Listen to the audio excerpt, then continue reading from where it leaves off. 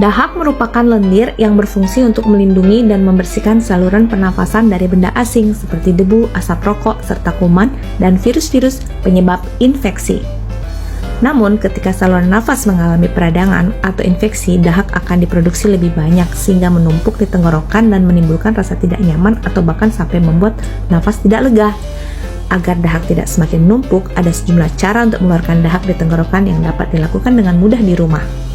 Namun, sebelumnya kita pelajari dulu jenis-jenis dahak yang mengindikasikan suatu penyakit berdasarkan warna dan kekentalannya.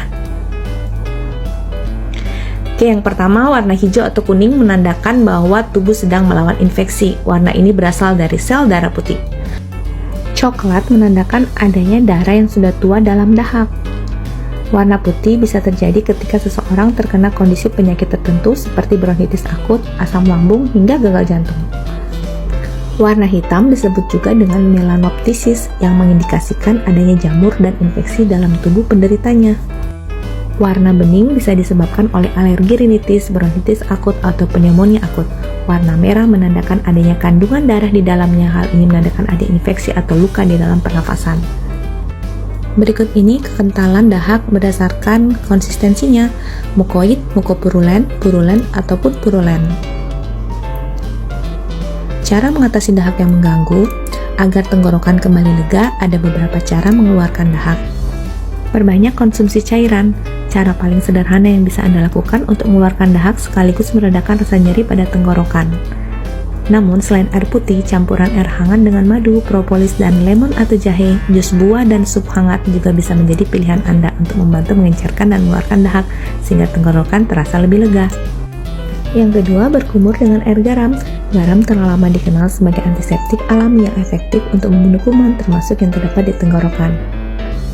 Anda dapat mencampurkan setengah sendok teh garam ke dalam segelas air hangat dan ditambahkan melia propolis 1 cc atau 20 tetes.